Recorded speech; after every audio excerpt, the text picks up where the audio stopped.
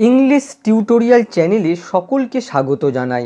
আজকে যে ভিডিওটা তোমাদের সাথে শেয়ার করতে চলেছি সেটা হলো কিছু বাংলা ক্লেপ্ট সেন্টেন্সের ইংরেজি অনুবাদ।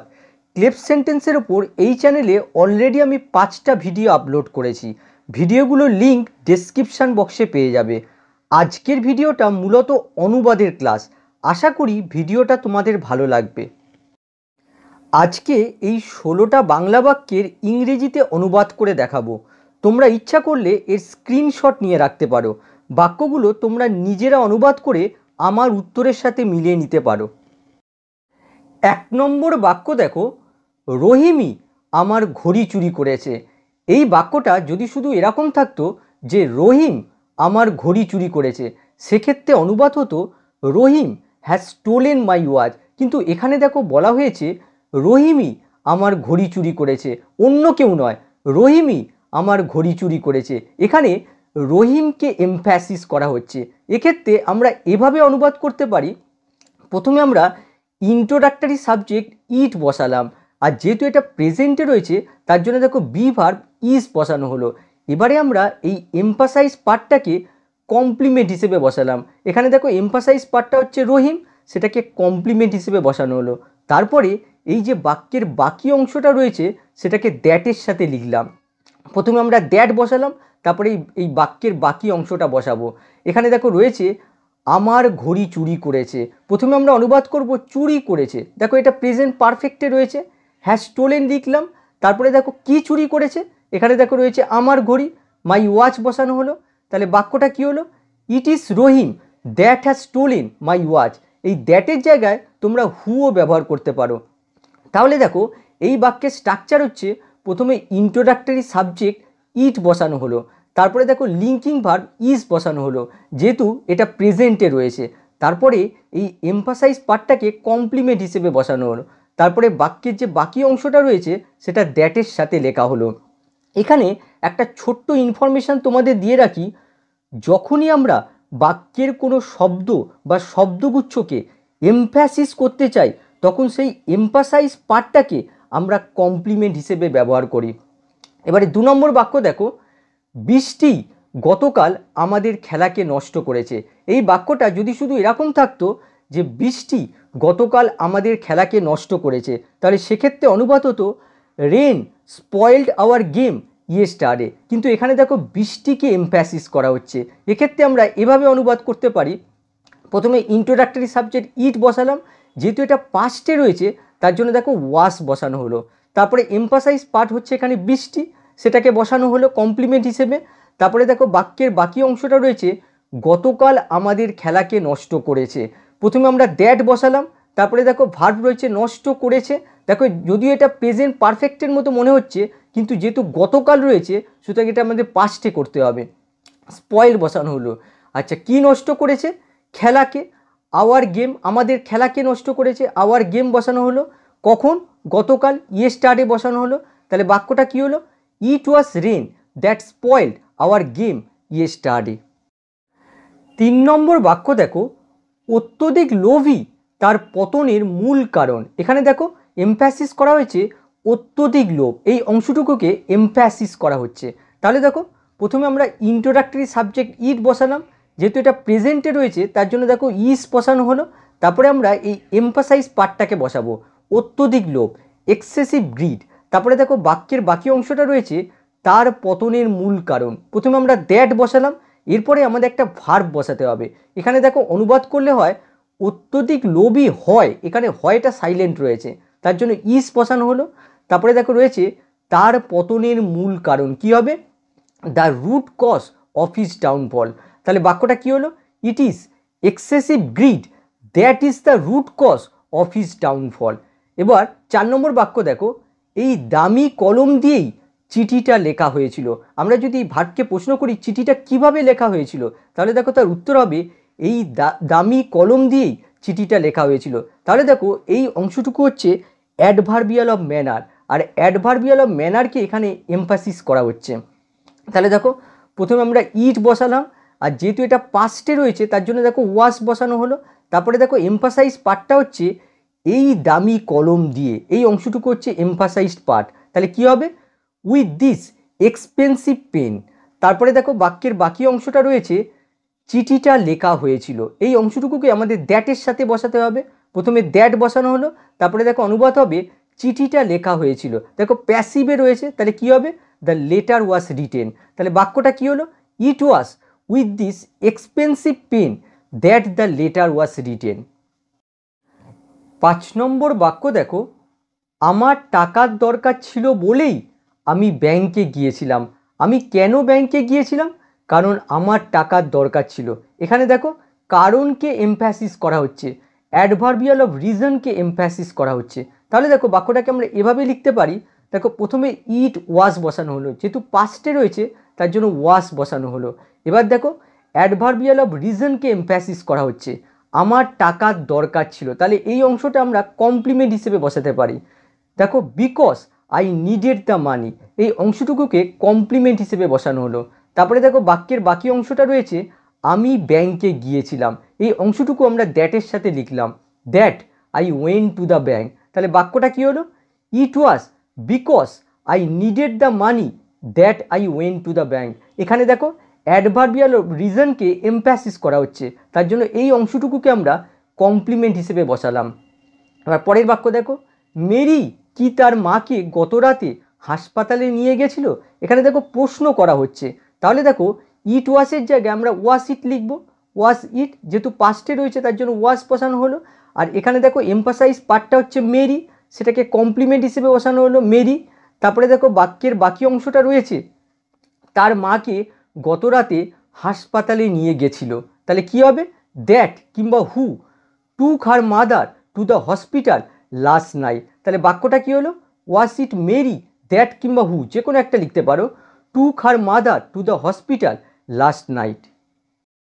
7 নম্বর বাক্য দেখো, যে কারণে আমি এখানে এসেছিলাম তা হলো তোমাকে ইংরেজি পড়ানো। এখানে দেখো এখানে সাবজেক্ট হচ্ছে যে কারণে আমি এখানে এসেছিলাম, এই পুরো অংশটা হচ্ছে সাবজেক্ট, হলো হচ্ছে ভার্ব, আর তোমাকে ইংরেজি পড়ানো এটা হচ্ছে কমপ্লিমেন্ট। প্রথমে আমরা সাবজেক্টটা অনুবাদ করব, যে কারণে আমি এখানে এসেছিলাম। অনুবাদ কি হবে? The reason why I came here. তারপরে দেখো ভার্ব হচ্ছে হলো, এই তাইয়ের কোনো অনুবাদ হয় না, তাহলে ইস বসানো হলো। আর কমপ্লিমেন্ট পার্টটা দেখো তোমাকে ইংরেজি পড়ানো, এক্ষেত্রে আমরা ইনফিনিটিভ ইউজ করব। কি হবে? To teach you English. তাহলে বাক্যটা কি হলো? The reason why I came here is to teach you English. এখানে দেখো কারণ বলতে বোঝাচ্ছে যে তোমাকে ইংরেজি পড়ানো, এই অংশটাই হচ্ছে এমফাসাইজড পার্ট, তার জন্য দেখো এখানে কমপ্লিমেন্ট হিসেবে বসানো হয়েছে। পরের বাক্য দেখো, যে স্থানে আমার ছোটোবেলায় অধিকাংশ সময় কেটেছে সেটা দার্জিলিং ছাড়া আর কিছুই নয়। এখানে দেখো যে স্থানে আমার ছোটোবেলায় অধিকাংশ সময় কেটেছে, এই পুরো অংশটা হচ্ছে সাবজেক্ট, আর এখানে দেখো হয়টা সাইলেন্ট রয়েছে। আর কমপ্লিমেন্ট পার্টটা দেখো দার্জিলিং ছাড়া আর কিছুই নয়, এই অংশটা হচ্ছে কমপ্লিমেন্ট। প্রথমে আমরা সাবজেক্টটা অনুবাদ করব, যে স্থানে আমার ছোটোবেলায় অধিকাংশ সময় কেটেছে। অনুবাদ কী হবে? The place where I spend most of my childhood. Subject অনুবাদ হয়ে গেল, এখানে হয় সাইলেন্ট আছে, ইস বসানো হলো, আর এই সেটার কোনো অনুবাদ হয় না। তারপরে দেখো কমপ্লিমেন্ট পার্টটা হচ্ছে দার্জিলিং ছাড়া আর কিছুই নয়। অনুবাদ কী হবে? নান আদার দ্যান দার্জিলিং। তাহলে বাক্যটা কী হলো? The place where I spend most of my childhood is none other than Darjeeling. 9 নম্বর বাক্য দেখো, যেদিন ভারত স্বাধীনতা লাভ করেছিল সেদিনটা ভারতীয় ইতিহাসে স্মরণীয় দিন। এখানে দেখো যেদিন ভারত স্বাধীনতা লাভ করেছিল, এই পুরো অংশটা হচ্ছে সাবজেক্ট, আর এখানে ভার্ব দেখো হয়, এখানে হয়টা সাইলেন্ট রয়েছে, সেদিনটা হয়, এখানে হয় সাইলেন্ট রয়েছে। আর কমপ্লিমেন্ট পার্টটা দেখো ভারতীয় ইতিহাসে স্মরণীয় দিন। প্রথমে আমরা সাবজেক্টটা অনুবাদ করব, যেদিন ভারত স্বাধীনতা লাভ করেছিল। অনুবাদ কী হবে? The day when India gained independence. Subject অনুবাদ হয়ে গেল, আর এখানে দেখো হয়টা সাইলেন্ট রয়েছে, সেদিনটা হয়, তাহলে ইস বসানো হলো, সেদিনটা কোনো অনুবাদ করার দরকার নেই। তারপরে দেখো কমপ্লিমেন্ট পার্টটা হচ্ছে ভারতীয় ইতিহাসে স্মরণীয় দিন। অনুবাদ কী হবে? A memorable day in Indian history. তাহলে দেখো অনুবাদ হলো the day when India gained independence is a memorable day in Indian history. এখানে দেখো যেদিন বলতে ভারতীয় ইতিহাসে স্মরণীয় দিনের কথা বলা হয়েছে। তার জন্য দেখো এই অংশটা হচ্ছে এমফাসাইজ পার্ট, তার জন্য দেখো এটাকে কমপ্লিমেন্ট হিসেবে বসানো হয়েছে। পরের বাক্য দেখো, যে ব্যক্তি আমাকে সবথেকে উৎসাহিত করেছেন ইংরেজি শিখতে তিনি হলেন আমার বাবা। এখানে দেখো যে ব্যক্তি আমাকে সবথেকে উৎসাহিত করেছেন ইংরেজি শিখতে, এই পুরো অংশটা হচ্ছে সাবজেক্ট, এই হলেন এটা হচ্ছে ভার্ব, আর কমপ্লিমেন্ট পার্টটা হচ্ছে আমার বাবা। তাহলে প্রথমে আমরা সাবজেক্ট অনুবাদ করব। সাবজেক্টটা হচ্ছে যে ব্যক্তি আমাকে সবথেকে উৎসাহিত করেছেন ইংরেজি শিখতে। তাহলে দেখো প্রথমে অনুবাদ হবে যে ব্যক্তি, দ্য পার্সন হু বসানো হলো, তারপরে দেখো ভার্ব বসাতে হবে, উৎসাহিত করেছেন, এনকারেজ বসানো হলো, কাকে উৎসাহিত করেছেন, আমাকে, মি বসানো হলো, কতটা উৎসাহিত করেছেন, সব থেকে, দ্য মোস্ট বসানো হলো, কি করতে উৎসাহিত করেছেন ইংরেজি শিখতে, টু লার্ন ইংলিশ বসানো হলো। তাহলে সাবজেক্ট অনুবাদ হয়ে গেল। তারপরে দেখো হোলেন রয়েছে, ওয়াস বসানো হলো, এই তিনি অনুবাদ করার দরকার নেই। তারপরে দেখো কমপ্লিমেন্ট পার্টটা রয়েছে আমার বাবা, মাই ফাদার বসানো হলো। তাহলে বাক্যটা কি হলো, the person who encouraged me the most to learn English was my father. এখানে দেখো ব্যক্তি বলতে আমার বাবাকে বোঝাচ্ছে, এই আমার বাবাই হচ্ছে এমফাসাইজড পার্ট, তার জন্য দেখো এটা কমপ্লিমেন্ট হিসেবে বসিয়েছি। 11 নম্বর বাক্য দেখো, যা তাদের এই মুহূর্তে প্রয়োজন সেটা হলো অন্যায়ের বিরুদ্ধে প্রতিবাদ করা। এখানে দেখো সাবজেক্ট হচ্ছে যা তাদের এই মুহূর্তে প্রয়োজন, আর ভার্ব হচ্ছে হলো, আর কমপ্লিমেন্ট পার্ট হচ্ছে অন্যায়ের বিরুদ্ধে প্রতিবাদ করা। তাহলে দেখো প্রথমে আমরা সাবজেক্ট অনুবাদ করব, যা তাদের এই মুহূর্তে প্রয়োজন। অনুবাদ কী হবে, what they need right now. এখানে দেখো যা অর্থে হোয়াট আনা হলো। তারপরে দেখো ভার্ব অনুবাদ করতে হবে, হলো, ইস বসানো হলো, এই সেটার অনুবাদ করার প্রয়োজন নেই। তারপরে দেখো কমপ্লিমেন্ট পার্টটা হচ্ছে অন্যায়ের বিরুদ্ধে প্রতিবাদ করা, এই অংশে আমরা ইনফিনিটিভ ইউজ করব। তাহলে দেখো প্রতিবাদ করা কি হবে, টু প্রোটেস্ট, কিসের বিরুদ্ধে, অন্যায়ের বিরুদ্ধে, এগেনস্ট ইনজাস্টিস। তাহলে বাক্যটা কি হলো, what they need right now is to protect against injustice. এখানে দেখো এমফাসাইজড পার্টটা হচ্ছে অন্যায়ের বিরুদ্ধে প্রতিবাদ করা, এই অংশটাকে দেখো কমপ্লিমেন্ট হিসেবে বসানো হলো। পরের বাক্য দেখো, যা ঘটেছিল সেটা হচ্ছে সে অন্যায়কে মেনে নিতে পারেনি। এখানে দেখো সাবজেক্ট হচ্ছে যা ঘটেছিল, আর ভার্ব দেখো হচ্ছে, আর কমপ্লিমেন্ট পার্টটা হচ্ছে সে অন্যায়কে মেনে নিতে পারেনি। তাহলে দেখো প্রথমে সাবজেক্ট অনুবাদ হবে, যা ঘটেছিল কি হবে, হোয়াট হ্যাপেন। তারপরে দেখো ভার্ব হচ্ছে, তাহলে ওয়াস বসানো হলো। তারপরে এই দ্যাটটা তোমরা ইচ্ছা করলে ইউজ করতেও পারো, নাও করতে পারো। তারপরে দেখো রয়েছে সে অন্যায়কে মেনে নিতে পারেনি, কি হবে, he could not accept injustice. তাহলে বাক্যটা কি হলো, what happen was that he could not accept injustice. 13 নম্বর বাক্য দেখো, যা আমি এখন চাই তা হলো তোমার সাথে কিছু সময় কাটানো। এখানে দেখো সাবজেক্ট হচ্ছে যা আমি এখন চাই, ভার্ব হচ্ছে হলো, আর কমপ্লিমেন্ট পার্টটা হচ্ছে তোমার সাথে কিছু সময় কাটানো। প্রথমে আমরা সাবজেক্টটা অনুবাদ করব, যা আমি এখন চাই। অনুবাদ কি হবে, অল দ্যাট আই ওয়ান্ট নাও। এখানে দেখো যা অর্থে অল দ্যাট ব্যবহার করা হয়েছে। তারপরে দেখো ভার্ব হচ্ছে হলো, ইস বসানো হলো। তারপরে দেখো কমপ্লিমেন্ট পার্টটা হচ্ছে তোমার সাথে কিছু সময় কাটানো, এই অংশে আমরা ইনফিনিটিভ ইউজ করব। তাহলে দেখো কাটানো, টু স্পেন্ড বসানো হলো, কি কাটানো, কিছু সময় কাটানো। তাহলে সাম টাইম বসানো হলো, কার সাথে, তোমার সাথে, উইথ ইউ বসানো হলো। তাহলে বাক্যটা কি হলো, all that I want now is to spend some time with you. এখানে দেখো অলের সাথে দ্যাট ব্যবহার করা হয়েছে, এই দ্যাটটা তোমরা ইচ্ছা করলে লিখতেও পারো, নাও লিখতে পারো। এই বাক্যটাকে দেখো আমরা এভাবে লিখতে পারি, what I want now is to spend some time with you. এখানে দেখো সাম টাইম একসাথে হয়ে গেছে, আলাদা হবে। এখানে একটা জিনিস লক্ষ্য করো, এখানে দেখো অল দ্যাট ব্যবহার করা হয়েছে, আর এখানে দেখো হোয়াট ব্যবহার করা হয়েছে। এদের মধ্যে বিশেষ কোনো পার্থক্য নেই। পার্থক্যটা হচ্ছে অল দ্যাট ইউজ করলে বোঝায় যে তোমার সাথে সময় কাটানো ছাড়া আমি এখন কিছুই চাই না, আর অল দ্যাট ইউজ করলে হোয়াটের থেকেও বেশি এমফ্যাসিস করা হয়, এটাই হচ্ছে পার্থক্য। এবারে এই বাক্যটা দেখো, তোমার সাথে কিছু সময় কাটানো হয় তা যা আমি এখন চাই। এখানে দেখো এমফাসাইজ পার্টটাকে সাবজেক্টের জায়গায় রাখা হয়েছে, আর এখানে ভার্ব দেখো হয়, আর কমপ্লিমেন্ট পার্টটা হচ্ছে যা আমি এখন চাই। তাহলে দেখো সাবজেক্টটা হচ্ছে তোমার সাথে কিছু সময় কাটানো, দেখো কাটানো রয়েছে, এই জায়গায় আমরা জিরান্ট ইউজ করতে পারি। তাহলে কি হবে? Spending some time with you. তাহলে সাবজেক্টটা অনুবাদ হয়ে গেল। এখানে ভার্ব দেখো হয়, তাহলে ইস বসানো হলো, এই তাইয়ের কোনো অনুবাদ হয় না। তারপরে দেখো যা আমি এখন চাই, কি হবে? হোয়াট কিংবা অল দ্যাট, যে কোনো একটা ইউজ করতে পারো। আই ওয়ান্ট নাও, তাহলে বাক্যটা কি হলো? Spending some time with you is what কিংবা all that I want now. এটা দেখো, এটাকে আমরা বলি রিভার্স ক্লেপ্ট।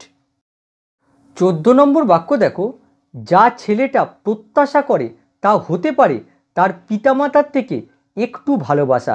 এখানে দেখো সাবজেক্ট হচ্ছে যা ছেলেটা প্রত্যাশা করে, আর ভার্ব দেখো হতে পারে, আর কমপ্লিমেন্ট পার্টটা হচ্ছে তার পিতামাতার থেকে একটু ভালোবাসা। তাহলে দেখো প্রথমে আমাদের সাবজেক্ট অনুবাদ করতে হবে, যা ছেলেটা প্রত্যাশা করে।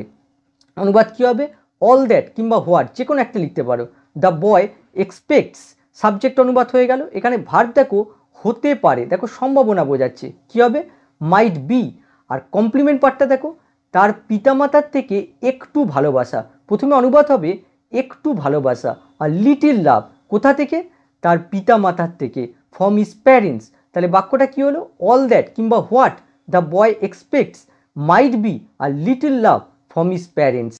এবার একই ধরনের এই বাক্যটা দেখো, একটু ভালোবাসা হতে পারে তা যা ছেলেটা তার পিতামাতার থেকে প্রত্যাশা করে। এখানে দেখো সাবজেক্ট হচ্ছে একটু ভালোবাসা, ভার্ব হচ্ছে হতে পারে, আর কমপ্লিমেন্ট পার্টটা হচ্ছে যা ছেলেটা তার পিতামাতার থেকে প্রত্যাশা করে। তাহলে দেখো প্রথমে আমরা সাবজেক্ট অনুবাদ করব, একটু ভালোবাসা, আর লিটিল লাভ, আর ভার্ব দেখো হতে পারে, মাইট বি বসানো হলো, আর এই তাইয়ের কোনো অনুবাদ হয় না। আর কমপ্লিমেন্ট পার্টটা হচ্ছে যা ছেলেটা তার পিতামাতার থেকে প্রত্যাশা করে। তাহলে দেখো যা অর্থে হোয়াট কিংবা অল দ্যাট ব্যবহার করতে পারো। তারপরে দেখো রয়েছে ছেলেটা তার পিতামাতার থেকে প্রত্যাশা করে, প্রথমে অনুবাদ হবে ছেলেটা, দ্য বয়। তারপরে দেখো ভার্ব হচ্ছে প্রত্যাশা করে, এক্সপেক্টস, কোথা থেকে প্রত্যাশা করে? তার পিতামাতার থেকে, ফ্রম হিজ প্যারেন্টস। তাহলে বাক্যটা কী হলো? A little love might be what কিংবা all that the boy expects from his parents. এটা হচ্ছে রিভার্স ক্লেপ্ট। 15 নম্বর বাক্যটা দেখো, যা আমার এখন সবচেয়ে প্রয়োজন তা হলো একাকী থাকা। এখানে দেখো সাবজেক্ট হচ্ছে যা আমার এখন সবচেয়ে প্রয়োজন, ভার্ব হচ্ছে হলো, আর কমপ্লিমেন্ট পার্টটা হচ্ছে একাকী থাকা। প্রথমে আমরা সাবজেক্ট অনুবাদ করব, সাবজেক্ট হচ্ছে যা আমার এখন সবচেয়ে প্রয়োজন, কি হবে? হোয়াট আই নিড মোস্ট নাও। তারপরে দেখো ভার্ব হচ্ছে হলো, ইস বসানো হলো, তারপরে দেখো কমপ্লিমেন্ট পার্টটা হচ্ছে একাকী থাকা, কি হবে? Two B alone. 16 নম্বর বাক্য দেখো, আমরা তার সাথে দেখা করিনি যতক্ষণ না আমরা হোটেলে পৌঁছেছিলাম। প্রথমে আমরা অনুবাদ করব, আমরা তার সাথে দেখা করিনি, কি হবে? We did not meet her. কখন দেখা করিনি? যতক্ষণ না আমরা হোটেলে পৌঁছেছিলাম। এই অংশটুকুর অনুবাদ কি হবে? Until we arrived at the hotel.